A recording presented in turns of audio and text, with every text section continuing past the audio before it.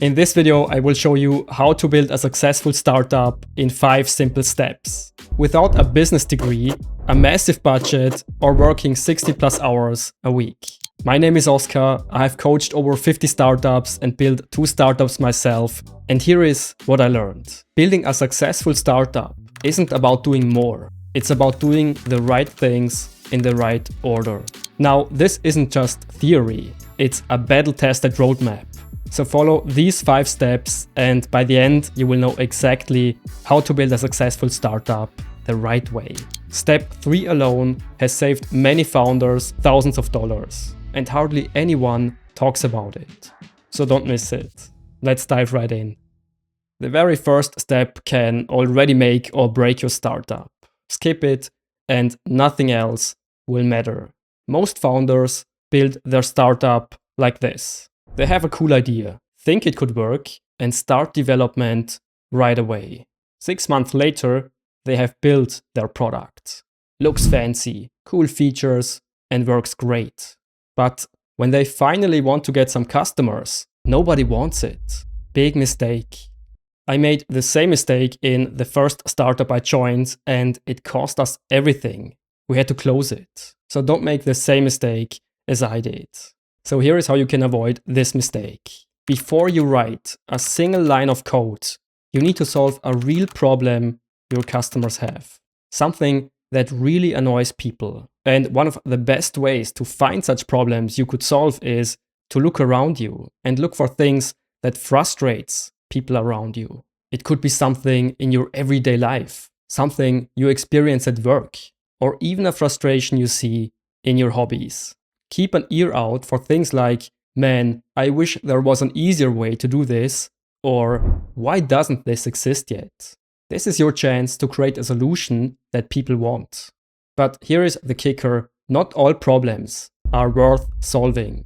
A problem might sound interesting, but if it doesn't affect enough people or doesn't solve a big enough pain point, it's not a good foundation for a successful business.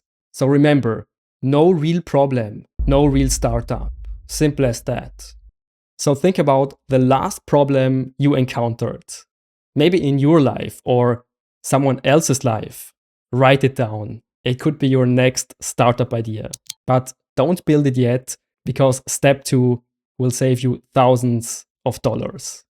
Before we continue, I quickly want to share something with you that will help you on your startup journey. My Startup Success Bundle. I have distilled everything I know from coaching over 50 startups and billion-dollar companies worldwide. It's a clear step-by-step system that will help you build the profitable, scalable startup you love. Packed with proven worksheets, guides, and templates. So check out the first link in the description below and get your Startup Success Bundle right now. Let's get back to the episode. Okay, you know a problem to solve and you've got a startup idea. Now, the next step can save you from burning 6 months and thousands of dollars. You need to quickly test your solution. You need to find out if people are willing to pay for it. I mean, you don't want to invest $10,000 and half a year only to find out that nobody would pay for it. So here is how you can make sure that your solution is great and people would buy it. You go to the people who have the exact problem you're going to solve, and you ask them a couple of questions. How do you solve this today? Why haven't you changed it? And in a perfect world, how would you want it to work? And then you tell them about your idea and ask if that would be valuable to them or not. And finally, you ask if they would pay for it. You can do those interviews with online surveys or just face-to-face. And here is the great thing, you don't need to ask 100 people.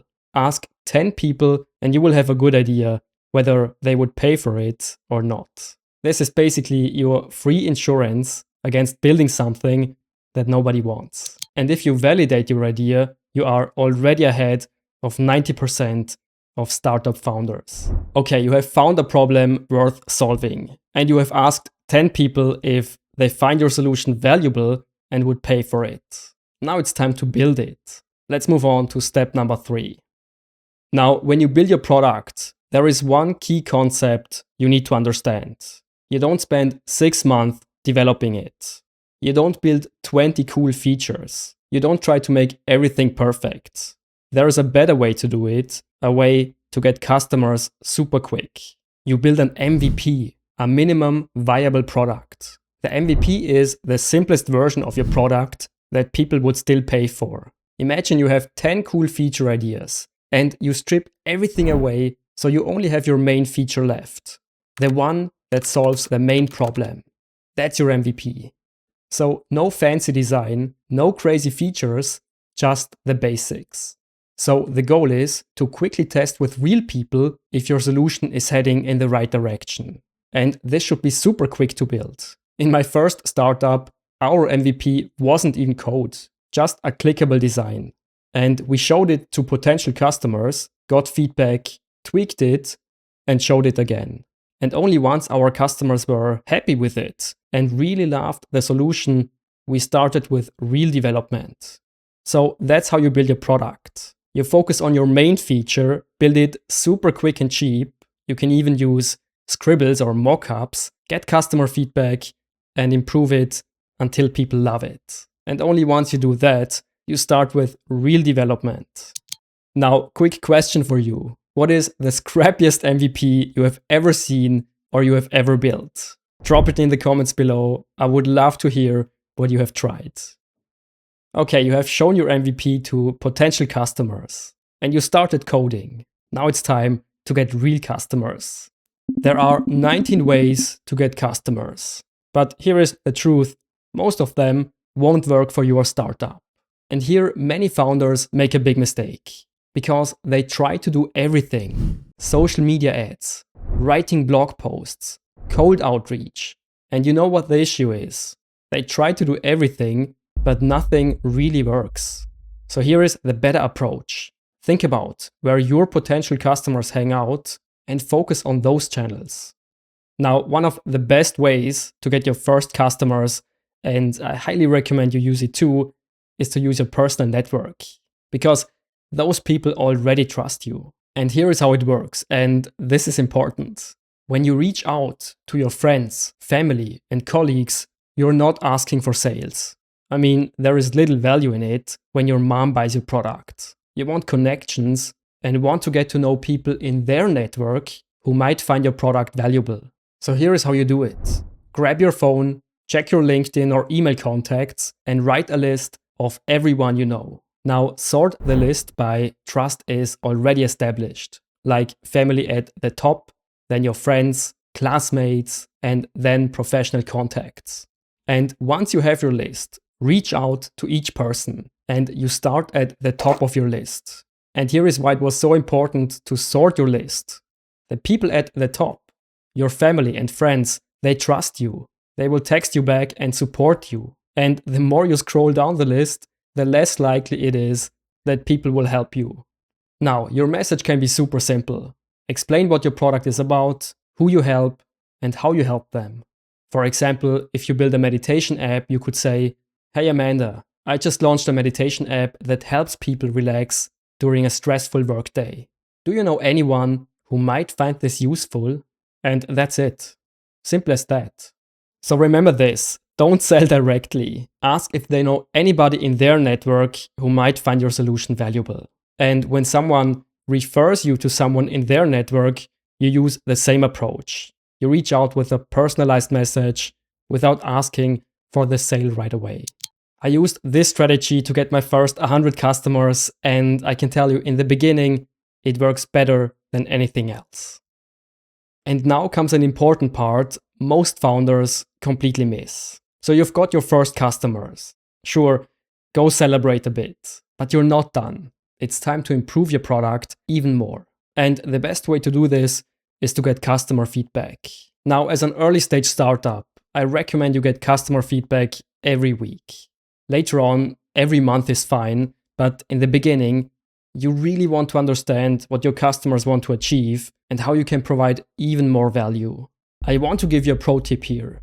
The most successful startups out there focus on keeping their customers, not just getting new ones all the time, because that's how you make more money and grow your startup long term. And that's why it's so important to get customer feedback regularly. Now you can simply use online surveys or, what I love most, face-to-face interviews. The reason I like face-to-face interviews the most is because you can ask more questions and get better feedback. So really make it a habit to regularly get customer feedback and ask people what they like and what they don't like. And then, based on that, improve your product. That's how you build a successful startup. So these are the 5 steps to build your startup. Find a problem worth solving.